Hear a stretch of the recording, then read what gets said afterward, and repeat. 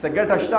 وی او یو شی چې په یو اشرفۍ والم نو یو نیمه اشرفۍ ګټه باندې خرڅومه. په څو باندې؟ یو نیمه اشرفۍ ګټه باندې خرڅومه. بل وی زندگی دې څنګه؟ وی قسم دې په ضلالت مې زندگی تیری، دومره ګټه کوم خو ذلیله یمن. بل ورغې خوا کې یو بل گاډی والو څنګه زندگی تیریږي؟ څه خرڅې؟ حضرت دا شی خرڅومه. په څه خرڅې؟ یاره جی بس په یو اشرفۍ والم او په برابر برابر خرڅومه. بادشاه سره چې یو وزیر یو غلامی وسره د تمام وزیرانو نه بالاتر د دغه وزیر سره ډیره مینه او د وزیر ته وایي ته خیر د شپه ورځ نه ته ماله په ورځ کې 15 غنټې خدمت کوه او چې 15 غنټې خدمت وکړې نو بیا ستا چوټي ده.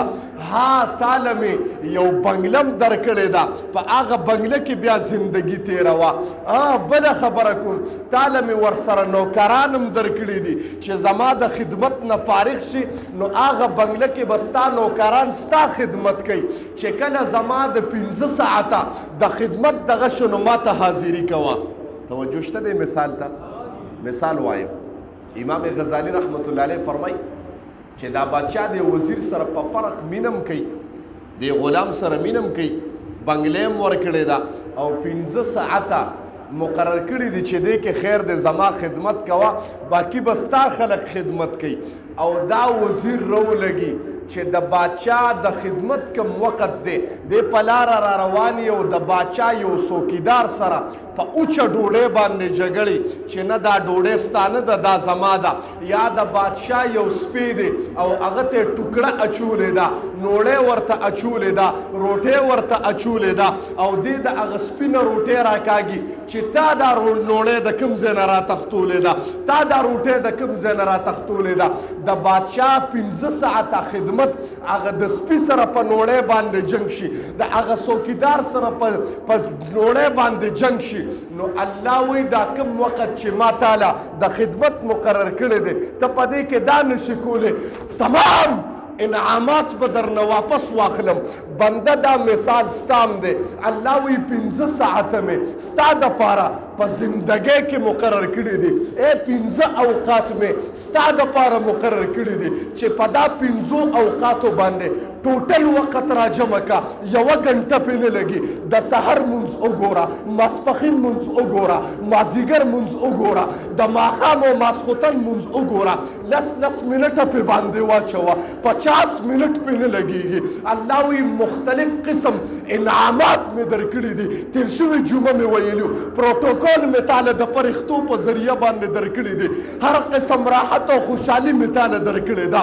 ها بیا مې ستا دپاره یو وخت د خپل خدمت دپاره مقرر کړی دی، خو هغه وخت چې یوه غنټه پې لګېږي 15 ساعته دي. په دا 15 ساعتو کې ته یو انسان سره په ټوکړه باندې جنګ کې، ته د یو سپي سره په ټوکړه باندې جنګ کې.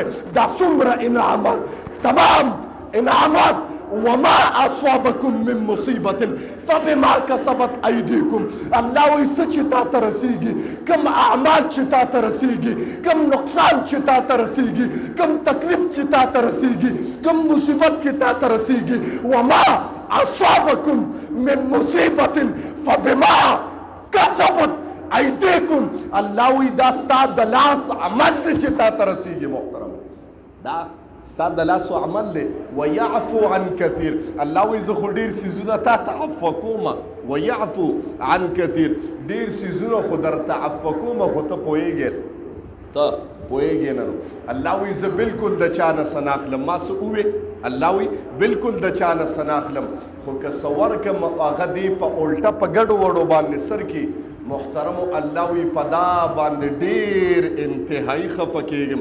ګوره تاله مې څه درکړه نو عیاشۍ او تماشۍ دې شروع کړې، تا بدکارۍ او بدعملۍ شروع کړې، تا زناکارۍ او بدفعلۍ دې شروع کړې. نو مقابله کې ما ته ودرېدې د شیطان په صف کې، مقابله کې ما ته د شیطان په صف کې ودرېدې. سراج توجه شته؟ مقابله کې د شیطان په صف کې ما ته ودرېدې چې په زناګانو امخته شوې، په هلکانو اجړاګانو امخته شوې، شوې، په بدعملو باندې اموخته شوې، په عیاشو باندې اموخته شوې، په دنیاوي او سکون او لذاتو د وجې نه د شیطان په صف کې ماته ودرېدې، نو ولې خپل حیثیت دې ایر شو. الله وایي زه بالکل چا نه سنالم، جمله بار بار وایم، الله وایي بالکل چا نه سنالم. لیکن هغه یو بادشاه وزیر ته وزیر ورشه د دې رعایه تپوس وکړه، د دې رعایه تپوس وکړه چې څنګه حال کې ده. وایي دی چې راغی یو نه تپوس کوي څنګه حال دی، څه ګټه شته؟ وایي او یو شی چې په یو اشرفی والم نو یو نیمه اشرفی ګټه باندې خرڅومه. په څو باندې؟ یو نیمه اشرفی ګټه باندې خرڅومه. بل وی زندگی دې څنګه؟ وی قسم دې په ضلالت مې زندگی تیری، دومره ګټه کوم خو ذلیله یمن. بل ورغې خوا کې یو بل ګاډی والو څنګه زندگی تیریږي، څه خرڅې؟ حضرت دا شی خرڅومه. په څه خرڅې؟ یاره جی بس په یو اشرفی والم او په برابر برابر خرڅومه. زندگی دې څنګه تیری؟ حضرت بس کله سخته وي او کله راحته وي، نو دغسې تیریږي. بل ورغې څنګه هلکه څه خرڅې؟ حضرت یو شی په یو اشرفی والم او د نیمې نه کم په ګټه باندې خرڅوم. زندگی دې الحمدلله د الله را باندې ډېر خصوصي رحم، هیڅ قسم بیماری مې کور نشته او د الله راحت دی. هغه لږه غوندې خدای زما دپاره کافي کړي. بادشاه له وزیر راغی، وی حضرت وزیر نه یې تپوس کوي څه؟ وایي بادشاه ستا ورته د سزا ضرورت نشته، خدای خپله رانیولې دي. څوک چې څنګه زیاتې کوي نو الله ورسره هغسې کار کوي، څوک چې برابر کار کوي نو الله برابر کړی، او څوک چې انصاف والا کوي الله ورسره انصاف والا معامله کوي. قربان شم د الله.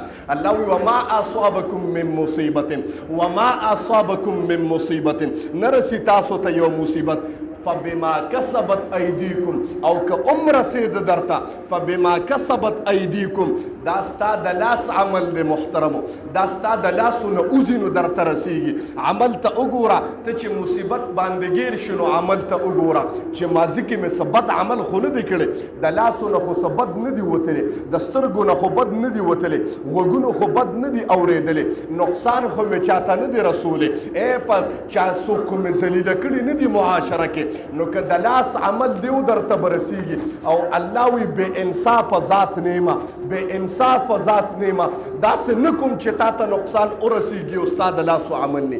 یا رسول سلام علیکا، یا حبیب سلام علیکا، سلام